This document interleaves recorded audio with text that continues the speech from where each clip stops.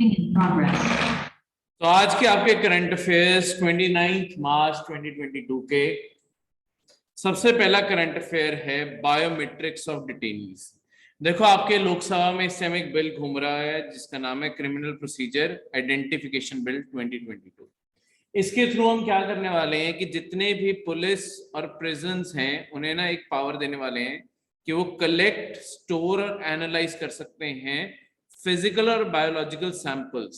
जितने भी डिटेनीज हैं, जितने भी पुलिस कस्टडी में होंगे लोग या आपके जेल के अंदर जो बंद हैं, उन सबके हम सारी बायोमेट्रिक डिटेल्स कलेक्ट करेंगे। ठीक है, उनकी फिजिकल अपीयरेंस की।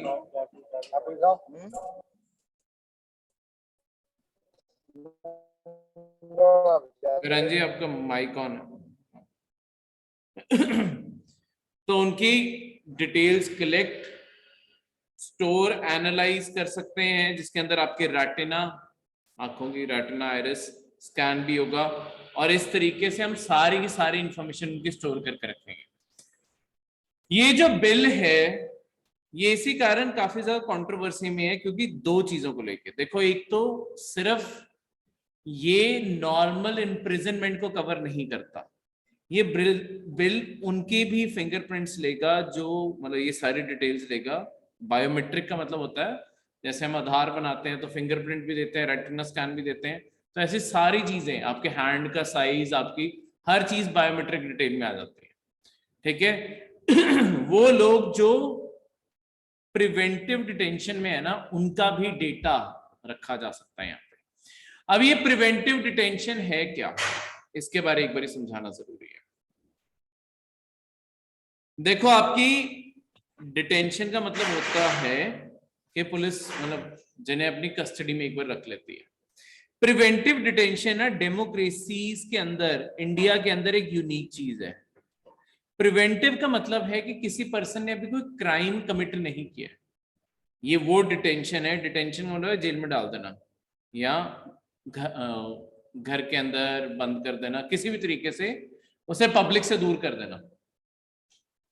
पर प्रिवेंटिव का मतलब है कि तुम्हें किसी एक, ये कोई पर्सन है, इस पर्सन के ऊपर शक है कि अगर ये बाहर रहा, ये पर्सन बाहर जाके पक्का कुछ ऐसा करेगा कि जिससे क्राइम कमिट हो जाएगा।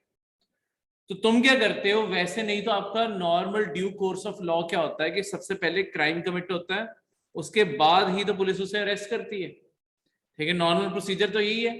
प्रिवेंटिव डिटेंशन में तुमने यही बस सोचा कि ये बंदा क्राइम कमिट करेगा, किया नहीं है अभी, नॉर्मल घूम रहा है अभी, बस ये कर सकता है, उस प्री कंटेक्स्ट पे भी तुम उसे उठा के एक बारी के लिए जेल में डाल सकते हो, जेल में या उसे हाउस अरेस्ट कर सकते हो जैसे भी। ठीक है, कोई क्राइम नहीं किया उसने अभी, तो उसके खिलाफ ना कोई कोर्ट में कोई सजा मिल सकती है, मतलब उसे कोई सजा नहीं है।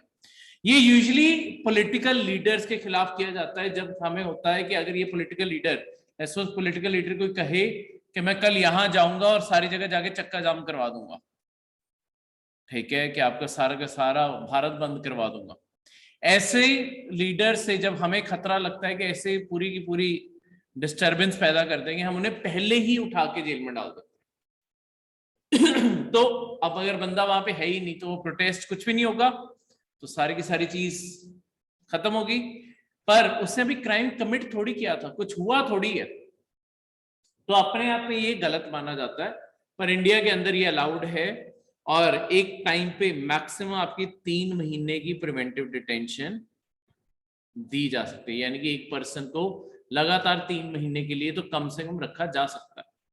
ठीक है, मैक्सिमम, सॉरी, 3 महीने के लिए रखा जा सकता है, इससे ज्यादा भी रखा जा सकता है। पर अगर इससे भी ज्यादा रखना है फिर या तो हाई कोर्ट से परमिशन लेनी पड़ती है या आपकी पार्लियामेंट कानून बनाए। ठीक है, तब जाके आपकी 3 महीने से ज्यादा भी आप किसी को प्रिवेंटिव डिटेंशन में रख सकते हैं। अब इस पर्सन ने ना देखो कोई क्राइम कमिट किया था, सिर्फ तुमने इस प्री कंटेक्स्ट पे से उठाया है ना कि ये बंदा कर सकता है, पर इसका डेटाबेस भी आपके क्रिमिनल प्रोसीजर आइडेंटिफिकेशन जो डेटाबेस बनेगा उसके अंदर जाएगा। तो ऑब्वियसली इशू इसी के साथ दूसरा इशू जनरेट होता है, और बाकी सबके लिए भी, कि वो है आपका कॉन्स्टिट्यूशन के द्वारा दिया गया राइट टू प्राइवेसी क्या है? राइट टू प्राइवेसी बेसिकली ये जो सारा का सारा डेटा, देखो प्राइवेसी कैसे वायलेट हो रही है। लेट्स सपोज किसी ने कोई क्राइम कमिट किया था, उसे सजा मिली 3 महीने की, कोई छोटा मोटा क्राइम कमिट किया, 3 महीने जेल हुई, 3 महीने के बाद बंदा बाहर आ गया, पर क्योंकि वो 3 महीने भी बंदा लेट्स सपोज 10 दिन ही अंदर जेल गया, उसका ये सारे की सारी डिटेल रिकॉर्ड करके सबकी रखी जाएगी। तो इसमें कोई मिनिमम नहीं है कि कम से कम उन लोगों के क्राइम होगा जो 3 साल के लिए जेल गए। जो जेल गया उसका ये सारा डेटाबेस स्टोर करके रखा जाएगा। पर अब ये डेटाबेस अगर कहीं सेंसिटिव इंफॉर्मेशन है ना तुम्हारी, अरे कहीं पे भी लीक हो जाए या इसका कोई और मिसयूज हो, तो गवर्नमेंट ने उसके लिए कोई रिस्पॉन्सिबिलिटी फिक्स नहीं की।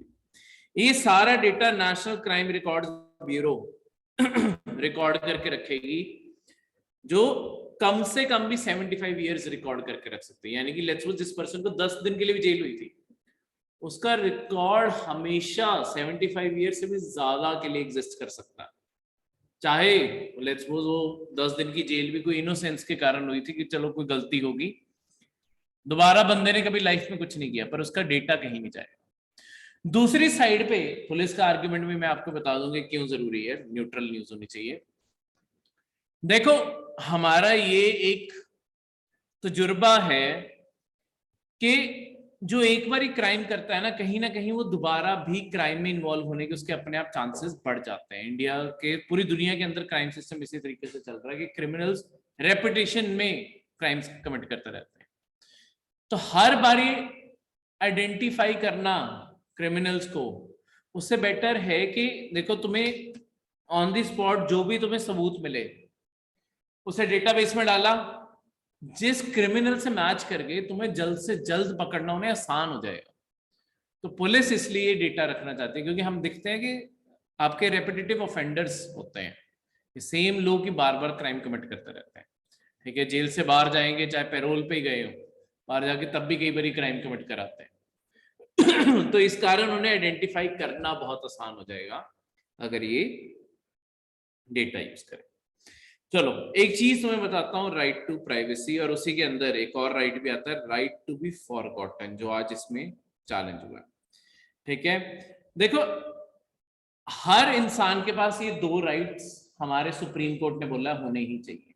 ठीक है, Putta Swamy versus Union of India case हुआ था 2017 में, जहां पे राइट ऑफ प्राइवेसी सबसे पहले आया था, उसके बाद आधार केस का ही ये दूसरा नाम है, Putta Swamy versus Union of India. इसे आधार केस भी कहते हैं क्योंकि आधार भी हमारी ऐसे सारी इंफॉर्मेशन स्टोर करके रखता है।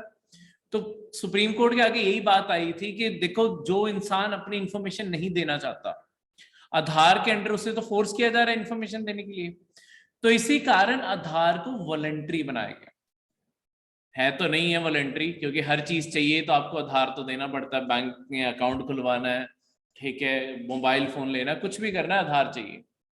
पर गवर्नमेंट के डॉक्यूमेंट्स में इसलिए जो उसके लिए वर्ड यूज किया जाता है ना, वो ये है कि आधार वॉलंटरी है। इसका मतलब है अगर आपके पास आधार नहीं भी होगा तब भी आपको सर्विस मिलनी चाहिए, पर मिलती नहीं है। ठीक है, वो अलग लूप होल है। पर आपके सुप्रीम कोर्ट ने इसे एज अ फंडामेंटल राइट माना था कि ये आपका फंडामेंटल राइट है, जो आपके कॉन्स्टिट्यूशन के पार्ट 3 में आ जाते हैं। उसके अंडर आर्टिकल 21 के अंडर, आर्टिकल 21 कल एग्जाम्पल के उसमें बताया था आपका है राइट टू लाइफ का। अब राइट टू लाइफ देखो सबसे छोटा आर्टिकल है ये पूरे कॉन्स्टिट्यूशन में, इसमें यही है कि आपको राइट टू लाइफ मिल रहा है, आपको जीने का अधिकार मिल रहा है, पर इसका मीनिंग कोर्ट्स ने बहुत बड़ा करके रखा है क्योंकि जीने के लिए और भी तो चीजें चाहिए। तो शायद सिर्फ जीना नहीं, एक साफ हवा, साफ पानी, अच्छी सड़कें, ये सब कुछ राइट टू लाइफ में आता है। वैसे प्राइवेसी भी राइट टू लाइफ में आ जाती है, इसीलिए ये राइट टू लाइफ के अंडर आपकी सुप्रीम कोर्ट ने डाल दिया था कि प्राइवेसी इसी के अंडर इंक्लूड की जाएगी। क्लियर है?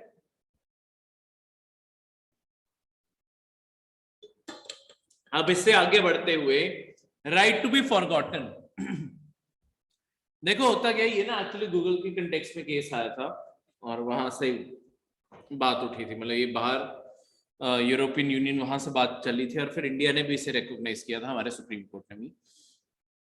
राइट टू फॉरगॉटन का क्या मतलब है कि लेट्स सपोज तुम चाहते हो कि तुम्हारा डेटा, जैसे तुमने फेसबुक पे अकाउंट बनाया, तुम कल चाहते हो कि मैं फेसबुक से अपना अकाउंट डिलीट मारूं और बिल्कुल सोशल ऑफलाइन चले जाऊं, पर क्या तुम्हारा सारा डेटा फेसबुक अपने सर्वर से डिलीट मारेगा? नहीं ना। तभी कई बार कोई पर्सन अगर अकाउंट डिलीट भी करता है, बाद में सेम ईमेल आईडी से वो लॉगिन करने की कोशिश करते हैं, वो कहता है कि अकाउंट रीस्टोर करना है, तो डिलीटेड अकाउंट कहां से रीस्टोर हो रहे हैं? क्योंकि उन्होंने सारा डेटा डिलीट ही नहीं मारा।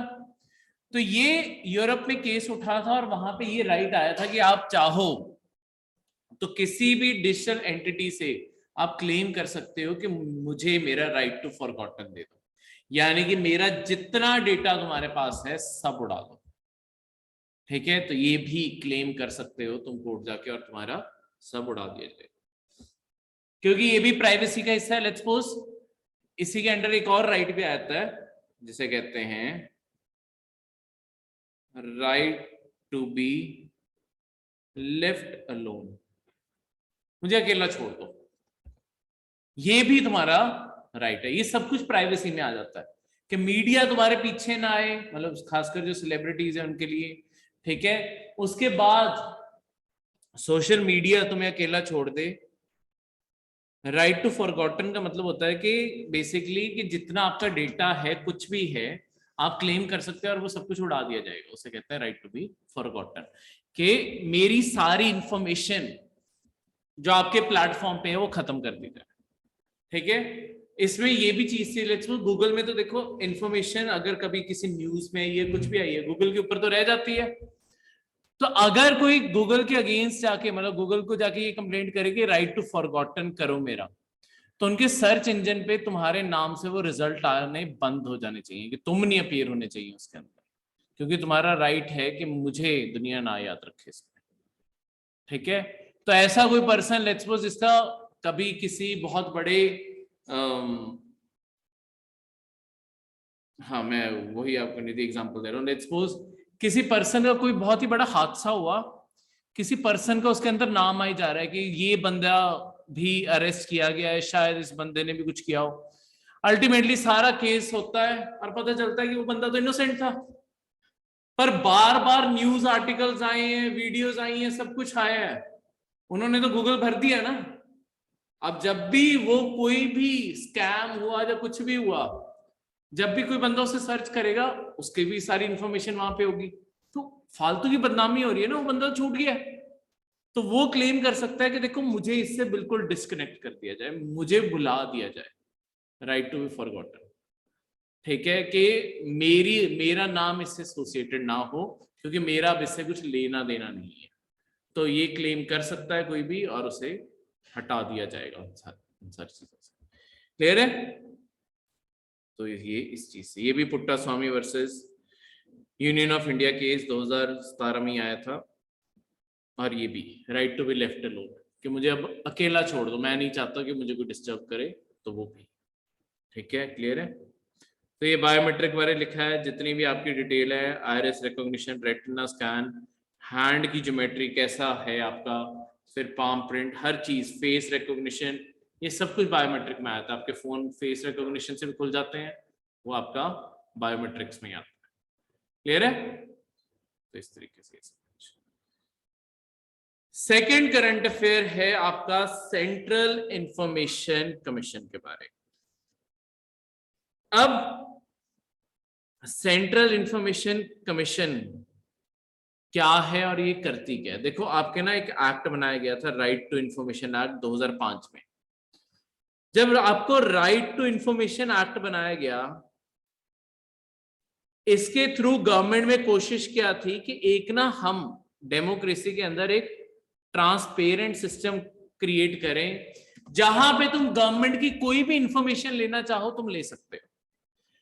किसी प्रोजेक्ट की फंडिंग देखना चाहोगे, कहां कहां कितना पैसा खर्च किया गया है, कोई भी गवर्नमेंट ने किसी टेंडर को कैसे सिलेक्ट किया, कुछ भी देखना चाहो, आप एक आरटीआई उस डिपार्टमेंट में फाइल करो, सारी इंफॉर्मेशन भरो, आपको जो जो क्वेश्चंस के आंसर्स चाहिए आपको सारे आंसर दे दे। इससे हम क्या करना चाहते हैं, एक चीज होती है कि सोसाइटी में ना सोशल अकाउंटेबिलिटी बन जाती है सरकार की। जब गवर्नमेंट डिपार्टमेंट्स को पता है कि हमारे अंदर की जानकारी सबको पता चल जाएगी, तो करप्शन के चांसेस अपने आप कम हो जाते हैं। क्योंकि अगर आरटीआई में किसी ने भी देखा कि इन्होंने तो हद से ज्यादा खर्चा किया हुआ, इतना तो बनता नहीं है, वो बंदा साथ के साथ करप्शन विजिलेंस को फाइल कर देगा। तो ये जो चीज है, ये आपका सिस्टम ज्यादा बेटर क्लीन सिस्टम बनाने के लिए क्रिएट किया गया था। अब होता क्या है, पर कई बार ये डिपार्टमेंट्स हर, उसके बाद कंपलसरी क्या किया गया कि जितने गवर्नमेंट के डिपार्टमेंट्स है, स्टेट के हों चाहे सेंटर के हों, सबके अंदर एक सिंगल पर्सन अपॉइंट किया जाएगा इंफॉर्मेशन ऑफिसर के तौर पे। आप आरटीआई की एप्लीकेशन उसे भेजोगे, वो आपके सारे क्वेश्चंस के आंसर सब कुछ पेपर जोड़ के आपको दे देगा। पर लेट्स सपोज या तो उसने आपको इंफॉर्मेशन देने से मना कर दिया है, या जो इंफॉर्मेशन दी है वो इनकम्प्लीट है, या गलत इंफॉर्मेशन दी है, ठीक है, ऐसी कोई भी इंसिडेंट्स हो गया इंफॉर्मेशन को लेके, तो आप क्या कर सकते हो, एक हर स्टेट के अंदर बॉडी बनाई गई है, स्टेट इंफॉर्मेशन कमीशन। आप उन्हें कंप्लेंट कर सकते हो कि मैं सेटिस्फाइड नहीं हूं, ये जो मुझे इंफॉर्मेशन मिली है प्लीज आप प्रोवाइड करवा के दो। तो स्टेट इंफॉर्मेशन कमीशन उस डिपार्टमेंट को लिखती है कि ये सब कुछ करो। पर कई बार अगर स्टेट इंफॉर्मेशन कमीशन के भी रिस्पॉन्स से तुम सेटिस्फाइड नहीं हो, तो फिर सेंटर में एक बॉडी बनाई गई है जिसे कहते हैं सेंट्रल इंफॉर्मेशन कमीशन। ये पूरे इंडिया के लिए एक बॉडी है, और ये माना जाता है कि आपको ये तो जस्टिस दिला ही देगी इंफॉर्मेशन के मामले में, ठीक है। बस सिर्फ वो इंफॉर्मेशन नहीं दी जाती होती जिसे सेंसिटिव माना जाता है हमारी नेशनल सिक्योरिटी के लिए, या जो स्टेट सीक्रेट है वो भी नेशनल सिक्योरिटी हो गया, ठीक है। ऐसी चीजों की इंफॉर्मेशन नहीं दी जाती, बाकी सारी चीजों की इंफॉर्मेशन दे दी जाती है। सेंट्रल इंफॉर्मेशन कमीशन में एक चीफ कमिश्नर होता है और 10 और इंफॉर्मेशन कमिश्नर होते हैं, टोटल 11 लोग। सबको अपॉइंट प्रेसिडेंट ऑफ इंडिया करता है एक कमिटी की रिकमेंडेशन में, जिसमें आपके प्राइम मिनिस्टर एज चेयरपर्सन होते हैं, लीडर ऑफ ऑपोजिशन इन लोकसभा, और यूनियन कैबिनेट मिनिस्टर, कोई भी एक यूनियन कैबिनेट मिनिस्टर। ये लीडर ऑफ ऑपोजिशन क्या होता है, लोकसभा में जो सबसे बड़ी ऑपोजिशन पार्टी होगी, जो उसका लीडर होता है ना, उसे एक टाइटल दे दिया जाता है लीडर ऑफ ऑपोजिशन का। तो वो चीज यहाँ पे, वो भी इसका मेंबर होता है। तो यानी कि ऑपोजिशन भी इसके अंदर आइडेंटिफाइड है, प्राइम मिनिस्टर और सेंटर का कोई भी एक मिनिस्टर, ये 3 लोग मिलकर डिसाइड करते हैं कि ये 11 कमिश्नर्स कौन होंगे, और उन्हें बस फाइनली फिर प्रेसिडेंट के द्वारा अपॉइंटमेंट मिल जाती है और वो इस कमीशन को चलाते हैं, ठीक है। सो बेसिकली आपके दिल्ली न्यूज क्या थी, दिल्ली हाई कोर्ट ने बेसिकली, एक पर्सन ने ना दिल्ली हाई कोर्ट में सेंट्रल इंफॉर्मेशन कमीशन का ऑर्डर चैलेंज किया। उसने सेंट्रल इंफॉर्मेशन कमीशन को लिखा था कि मुझे सुप्रीम कोर्ट की जो कोलिजियम की मीटिंग हुई है 12 दिसंबर को 2018 में, उसका एजेंडा प्रोवाइड करके दो। ये एजेंडा, ये सब कुछ क्या होता है, देखो जब भी मीटिंग बुलाई जाती है ना, 2 चीजें, कोई भी, जैसे कोई कॉर्पोरेशन है उसमें भी कोई मीटिंग बनती है, मीटिंग में हमेशा क्या होता है कि एक होता है एजेंडा, हम मिले क्यों है, हमारा पर्पस क्या है, अल्टीमेटली हमें चीफ क्या करना चाहते हैं इस मीटिंग से। दूसरा होता है मीटिंग माइन्यूट्स, जितनी भी बातें उस मीटिंग के अंदर हुई हैं, कोई भी चीज की डिस्कशन हुई है, उन्हें ना शॉर्ट ब्रीफ पॉइंट्स में लिख लिया जाता है कि अल्टीमेट डिस्कशंस क्या निकल के आई हैं। तो बेसिकली वो पर्सन ये जानना चाहता था, ये 2018 में जो मीटिंग हुई उसका एजेंडा क्या था, क्या करना चाहते थे वो मिलके। तो आपके सेंट्रल इंफॉर्मेशन कमीशन ने मना कर दिया था ये इंफॉर्मेशन प्रोवाइड करने से, तो बंदा हाई कोर्ट चला गया, और इसी कारण मतलब तुम इनका ऑर्डर हाई कोर्ट में चैलेंज कर सकते होते हो, ये इनडायरेक्ट न्यूज निकल के आएगी, ठीक है। तो अगर आपके पेपर में ये क्वेश्चन आया कि आप chief information central information commission का ऑर्डर हाई कोर्ट में चैलेंज कर सकते हो, तो बिल्कुल सही है। इनडायरेक्टली न्यूज से इनडायरेक्ट इस तरीके से चीजें निकल के आती हैं, ठीक है। तो ये भी आपको चीजें याद रखनी जरूरी है, क्लियर है। थर्ड आपका करंट अफेयर है मालाबार रिबेलियन। देखो ये आपके 1921 में हुआ रिबेलियन है, ठीक है। इसे एक और नाम से जाना जाता है, मैं यहाँ पर डिटेल से समझाता हूँ। मालाबार का मतलब है केरला का एरिया, ठीक है, वहां पे हुआ क्या था, इसे मालाबार या मोपला रिबेलियन के नाम से भी जाना जाता है। मोपला रिबेलियन के टाइम पे क्या हुआ था, ये एक तरीके से ना इसे पीजेंट रिबेलियन भी बोला जाता है, क्योंकि इंडिया के अंदर बहुत सारे पीजेंट रिबेलियन हुए। पीजेंट रिबेलियन क्यों होते थे, देखो ब्रिटिश के टाइम तक गवर्नमेंट का सबसे बड़ा सोर्स ऑफ इनकम होता था एग्रीकल्चर के ऊपर टैक्स लगाओ, उससे जो कमाई आएगी उससे तुम्हारा सरकार का सारा बजट चल रहा है। पर यहां पे प्रॉब्लम क्या आती है, जब तुम पीजेंट, मतलब पीजेंट क्यों रिबेलियन में, क्योंकि हद से ज्यादा जब टैक्सेस कलेक्ट करने की कोशिश है, कभी ना कभी तो पीजेंट्स की बस हो जाएगी ना। तो वो होता क्या था, अगर क्योंकि वो टैक्सेस नहीं देते थे तो उनके ऊपर ही उन्हें पनिशमेंट मिलती थी पीजेंट्स को, कभी ना कभी पर ये कर करके उनकी बस हो जाती थी। कई बारी एक पीजेंट को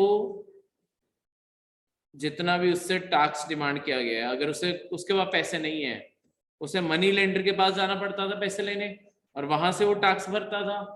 मनी लेंडर ने अलग इंटरेस्ट रेट पे उसे चढ़ा दिया, ठीक है। तो ये जो सारा का सारा, और कर्जे में डूब गया, अगले साल फिर टैक्स आएगा, इसका इंटरेस्ट रेट भी देना है। तो कभी ना कभी पर्सन हद से ज्यादा परेशान हो जाते थे। पीजेंट बहुत जगह पे इंडिया में ऐसे परेशान हो जाते थे। ये अल्टीमेटली क्या करते थे, जो आपके ब्रिटिश राज है उसके खिलाफ ही खड़े हो जाते थे। आपके मालाबार रिबेलियन में केरला में, जहां पे ये मोपला, जो पूरे मोपला पीसेंट कम्युनिटी थी जिनका ये रिबेलियन हुआ, ठीक है। यूनिक क्या है यहाँ पे, देखो इस एरिया में क्या था, ये रेवेन्यू जो टैक्स कलेक्ट करते होते थे ना, ये सारे के सारे आपके यहाँ तो ब्रिटिश ऑफिशियल्स होते थे या जमींदार होते थे। ये ब्रिटिश की जो जॉब्स कर रहे थे, जो मनी लेंडर्स थे और ये जमींदार थे, सबसे ज्यादा यही बेनिफिट कर रहे हैं ना पूरे राज से। तो होता क्या था, जब पीजेंट्स को गुस्सा चढ़ता था वो इन्हीं के ऊपर ही तो हमला करते थे। पर ये यूनिक एरिया में क्या हुआ, जो मोपला कम्युनिटी थी ना, ये मोपला कम्युनिटी सारी मुस्लिम्स की कम्युनिटी थी, यानी कि इस एरिया में सारे सारे मुस्लिम्स थे। जो पीजेंट्स थे, मतलब 90% जो किसान थे वो मुस्लिम थे। ये गवर्नमेंट जॉब्स के अंदर जमींदारों में और मनी लेंडर्स के, यहाँ जो ज्यादातर मनी लेंडर्स थे ये थे हिंदू। इसी कारण यहां पे जब अब पीजेंट्स ने हमला किया स्टेट अथॉरिटीज पे, है तो वो स्टेट के बिहाफ पे काम कर रहे हैं ना, तो स्टेट अथॉरिटी पे हमला किया, तो इस चीज ने एज अ कम्युनल रूप ले लिया, क्योंकि हिंदू और मुस्लिम के बीच में कंफ्लिक्ट हो गया ना, कि एक तरीके से मुस्लिम्स ने हिंदूज के ऊपर अटैक किया, हिंदूज ने उसका दोबारा वापस अटैक किया, फिर और बड़ा अटैक हुआ, बहुत सारे मनी लेंडर, जमींदार, बहुत लोग मारे गए इसके अंदर, ठीक है। तो ओरिजिनली तो जो मालाबार रिबेलियन है या मोपला रिबेलियन है, इसे हम अपनी इंडिपेंडेंस मूवमेंट में ही काउंट करते आए हैं। पर ये पिछले को साल से कंट्रोवर्सी बनी हुई है कि ये एक्चुअली इंडिपेंडेंस मूवमेंट कैसे है, क्योंकि इसके अंदर से कंट्रोवर्सी, क्योंकि कम्युनल राइट्स का रूप ले गया ना ये तो ये इंडिपेंडेंस से तो ब्रिटिश राज तो बचा ही नहीं, ये तो हिंदू और मुस्लिम की दुश्मनी बन गई। इसी कारण बहुत जगहों से डिमांड जागती है, खासकर जो हमारे कुछ राइट विंग ग्रुप्स हैं, हिंदू राइट विंग ग्रुप्स हैं, वो कहते हैं कि इसे रिमूव कर दिया जाए, ठीक है, एज अ, क्योंकि ब्रिटिश राज के खिलाफ तो ये रही ही नहीं थी।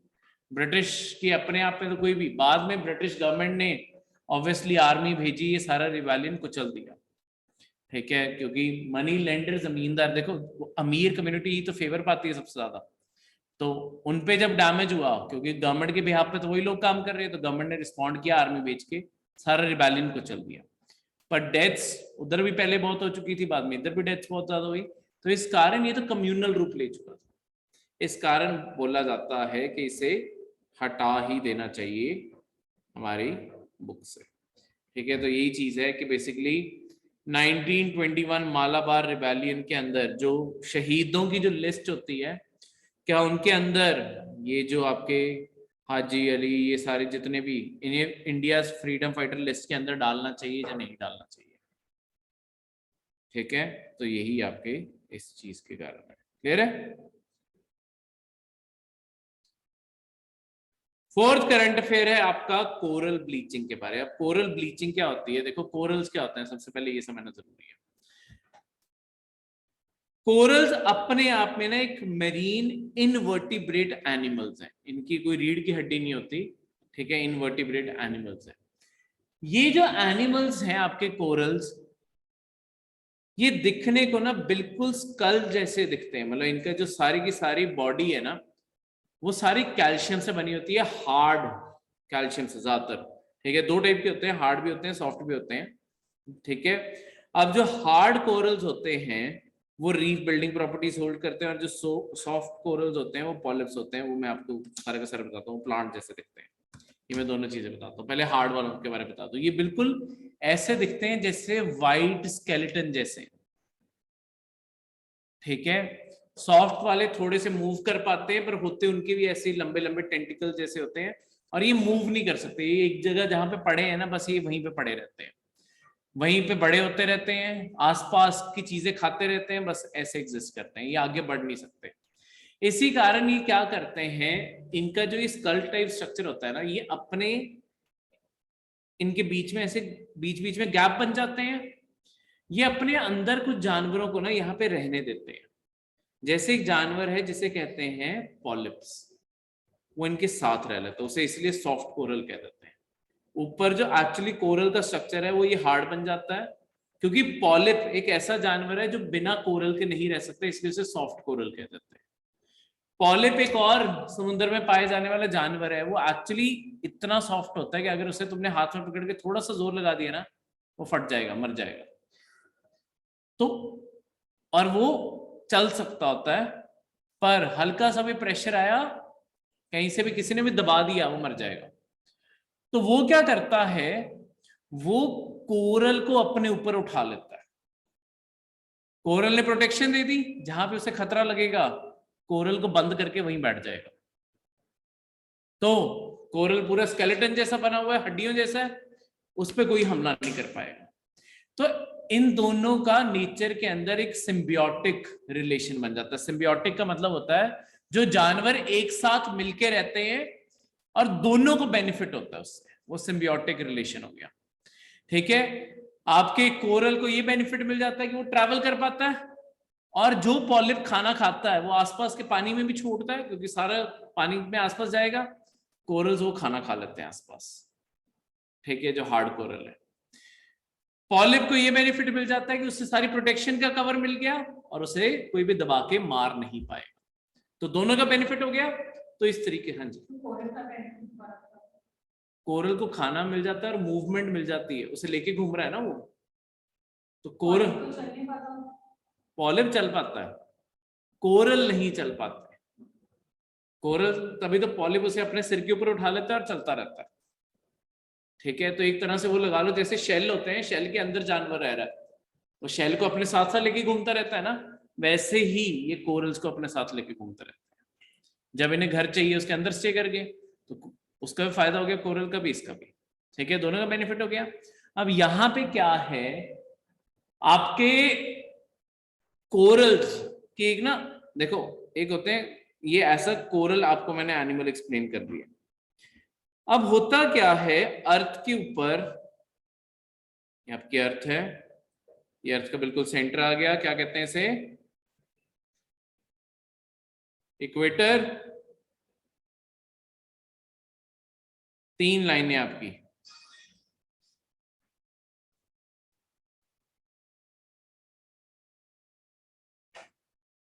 थोड़ा सा नीचे कर,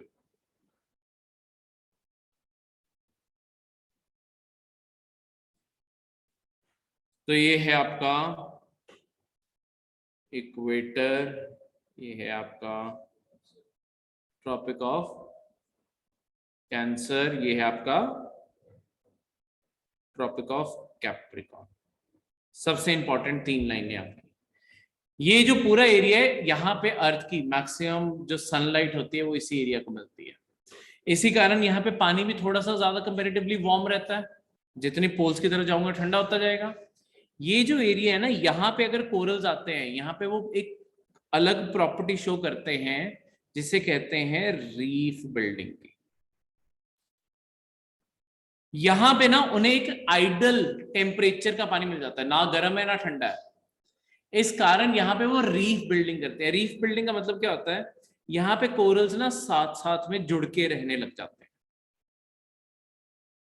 जब वो एक साथ जुड़ के रहने लग गए, इनके आपस के बीच में भी तो ये गैप बनेंगे, इनके अंदर फिशेज रहने लग जाती हैं। और जब ये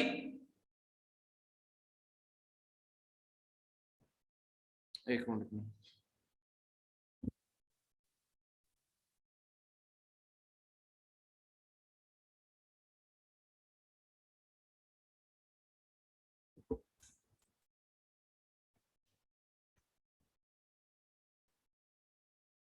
मेरी ऑनलाइन आवाज आ रही है ना सबको? ठीक है। तो यहाँ पे ये जो रीफ बिल्डिंग प्रॉपर्टी है, इसके कारण ये आसपास रहने लगे, तो यहाँ पे इनके जो बीच में गैप बना, ये गैप के अंदर फिशेज रहने लग जाती हैं। ठीक है।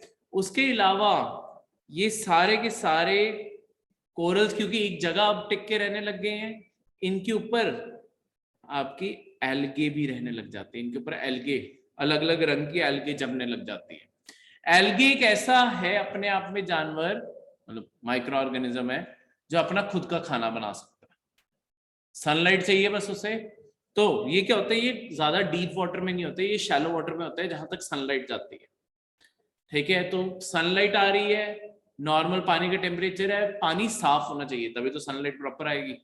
तो ये वहां पे ये अपना खाना बनाएंगे। एल्गी क्या करती है, एल्गे कोरल को भी खाना खिला देती है। कोरल्स के बीच में ये फिशेज और इन सबको भी खाना, रहने को घर मिल गया।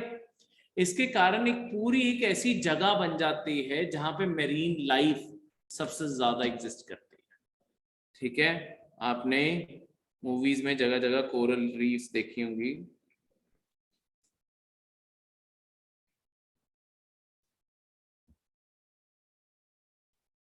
मैं यहाँ पे आपको एक बार दिखा भी देता हूँ।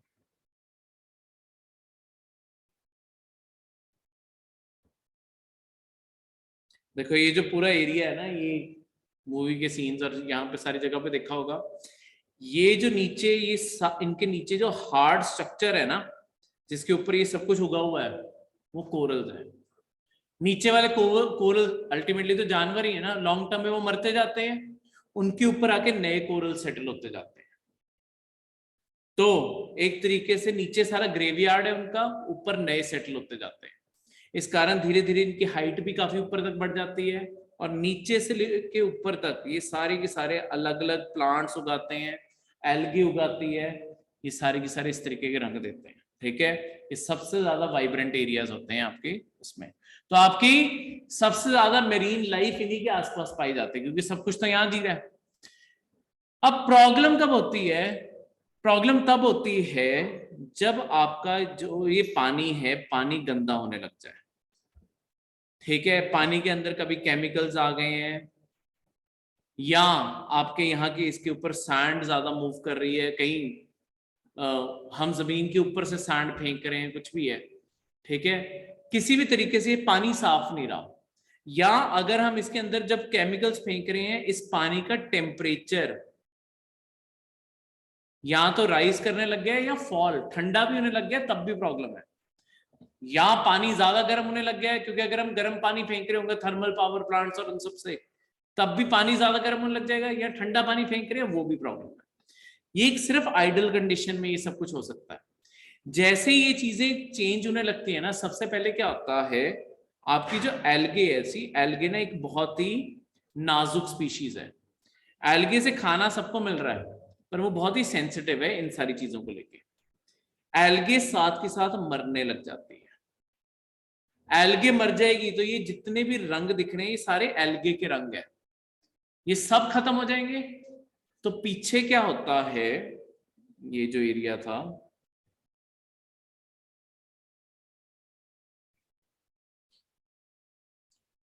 ये बन जाता है एक कोरल्स का कब्रिस्तान।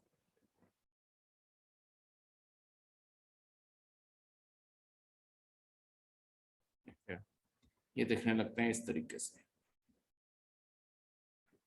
ये हैं एक्चुअली कोरल्स, बिल्कुल स्केलेटन जैसे व्हाइट कलर के होते हैं, पर ऊपर जब एल्गे मर गई, खाना खत्म हो गया, ठीक है, एल्गे मर गई है, सारा खाना खत्म हो गया, ठीक है, खाना खत्म हो गया, फिशेस के भी रहने के लिए कोई मतलब खाना उनके लिए भी नहीं है, फिशेस भी छोड़ के जाने लग जाती हैं, यही मरने लग जाती हैं। अब एल्गे अपने देखो, कोरल जो था, कोरल के पास तो वो तो आगे बढ़ भी नहीं सकता, और जब इतना बड़ा हो गया, इस तो कोई उठा के आगे भी नहीं लेके जा सकता। अब ये जो कोरल है अल्टीमेटली क्या होगा, जब इनके पास खाना नहीं बचा, ये धीरे धीरे मरने लग जाते हैं और इनकी धीरे धीरे डेथ आ जाती है, तो ये सारा का सारा ग्रेवयार्ड बन जाएगा। तो इस तरीके से बिल्कुल सफेद रह जाएंगे। तो बिल्कुल देखो, ये इतने कलरफुल एरिया से ये बन जाता है, और जब ये सारी एल्गे, सारी कम्युनिटी एग्जिस्ट करती है, तब फिशेस भी हैं, सब कुछ है, पर जब ये खत्म हुआ, आपके ये भी क्या, ठीक है, क्लियर है। इस तरीके से आपकी ये सारी चीजें चेंज हो जाती हैं विदाउट, ठीक है। तो ये जो फिनोमिना है जहां पे आपकी एल्गे मरने लग जाती है, उसी चीज को आपके कहते हैं कोरल ब्लीचिंग, क्या आपके कोरल ब्लीचिंग हो रही है, ठीक है, क्लियर है। तो इस तरीके से ये चीज, ये सारे का सारा फिनोमिना समझाया हुआ है, ठीक है, कि जैसे टेम्परेचर राइज करते हैं, और अभी पूरी दुनिया के टेम्परेचर राइज कर रहे हैं, तो ऑब्वियसली ये चीजें बढ़ती जाएगी, वो सब कुछ भी यहाँ पर लिखा है, क्लियर है। अगला आपका करंट अफेयर जो है, ये देखो, जो आज अभी तक मैं आपको बताऊं, कोरल्स के ऊपर प्रीवियस ईयर पेपर में बहुत बारी क्वेश्चन आ चुके हैं, मालाबार रिबेलियन के ऊपर क्वेश्चन आ चुका है, ठीक है, प्रीवियस ईयर पेपर में। उसके बाद ये आपके जो राइट टू प्राइवेसी, ये सब कुछ मैंने समझाया था, ये लास्ट ईयर का ही क्वेश्चन है कि ये किस आर्टिकल के अंडर कवर होता है, ठीक है। तो ये सारे के सारे मतलब काफी इंपॉर्टेंट सारी न्यूज थी, जो आपके कभी ना कभी पेपर में आई हुई है, तो सारी पढ़नी जरूरी है। और माइक्रो प्लास्टिक भी पेपर में आए हुए हैं, आपको पता हो या जो यूज करते रहे उन्हें अगर याद हो, एक पहले कई बार फेस वॉश या फेस आपके ब्यूटी प्रोडक्ट्स आते होते थे जिन पे लिखा होता था विद माइक्रो बीड्स, ये सब कुछ। यहाँ कई बार तुम देखोगे अंदर छोटे छोटे पार्टिकल्स होते हैं, वो बेसिकली क्या होते हैं, उन्हें कहते हैं माइक्रो प्लास्टिक्स, वो प्लास्टिक होते हैं, ठीक है। तो बहुत सारे ब्यूटी प्रोडक्ट्स और इन सारी चीजों में ये माइक्रो प्लास्टिक्स यूज किए जाते हैं। अब अल्टीमेटली प्रॉब्लम क्या होता है कि लेट्स सपोज फेस वॉश में है, किसी ने मुंह धोया, उसके बाद वॉश कर दिया, वो सारा का सारा आपका ड्रेन में गया, ड्रेन से रिवर, और रिवर में ओशन तक पहुंच गए। अब रिवर में रहने वाले एनिमल्स और ओशन में रहने वाले एनिमल्स की बॉडी के अंदर प्लास्टिक जा रहा है, क्योंकि वो तो लगातार माउथ ओपन करके ब्रीथ करते हैं, उसी के साथ में माइक्रो प्लास्टिक उनके अंदर चलेगा। उसके अलावा ये माइक्रो प्लास्टिक इतने छोटे होते हैं, ये अब माइक्रो प्लास्टिक्स मैंने अगर रिवर से पानी निकाल के अपने खेतों में दिया है, या आपके प्लांट्स में भी चले जाते हैं जिसे हम कंज्यूम कर रहे हैं, या अगर हम रिवर वाटर पी रहे हैं हमारे अंदर भी चले जाते हैं।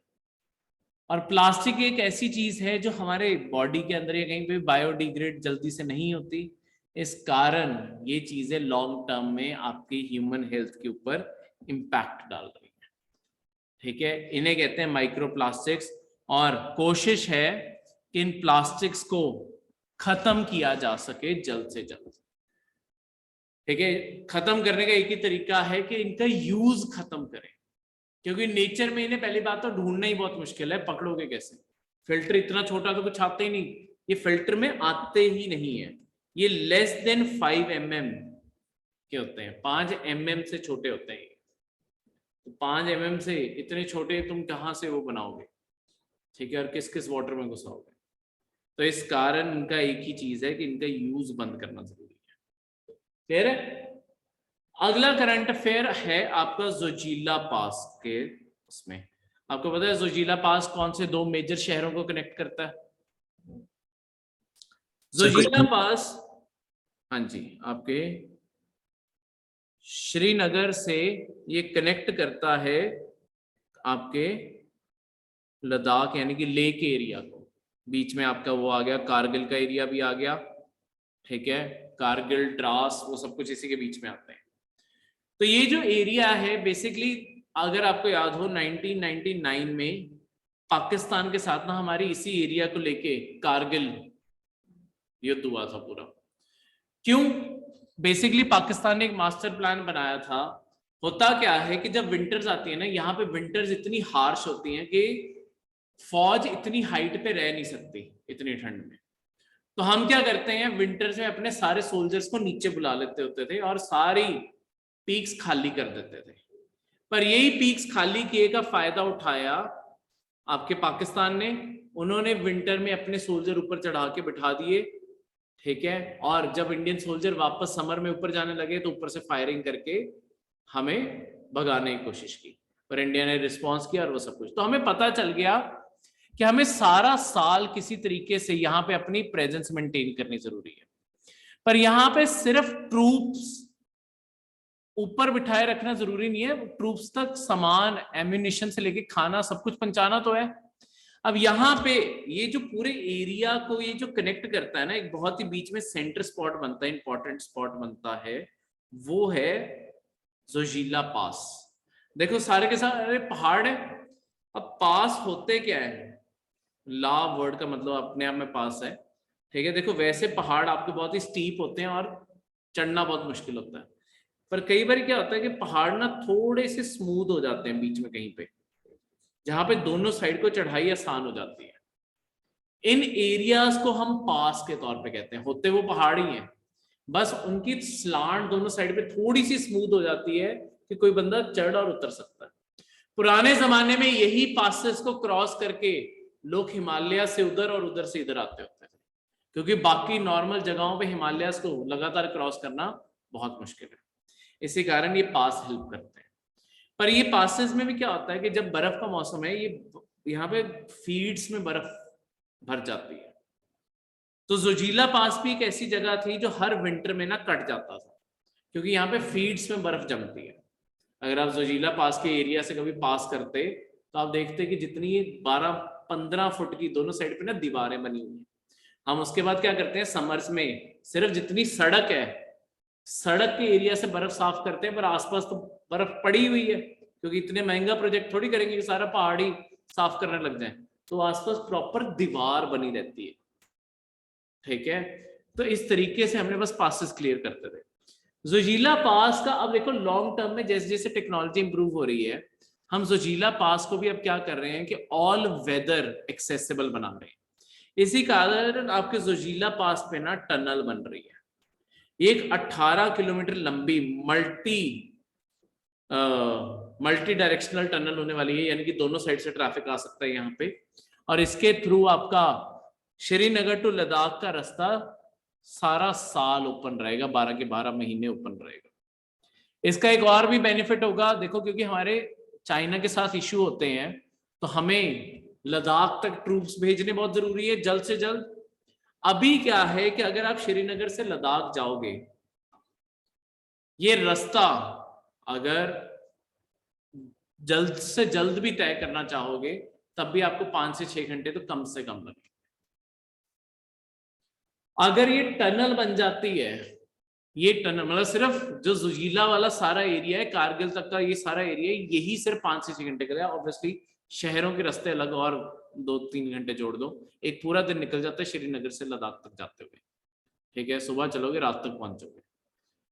अभी क्या होगा, अगर ये जोजिला टनल बन जाती है, ये टाइम रिड्यूस होकर सिर्फ आधा घंटा रह जाएगा। तो 6 घंटे से सिर्फ आधे घंटे में सारा रास्ता तय हो जाएगा।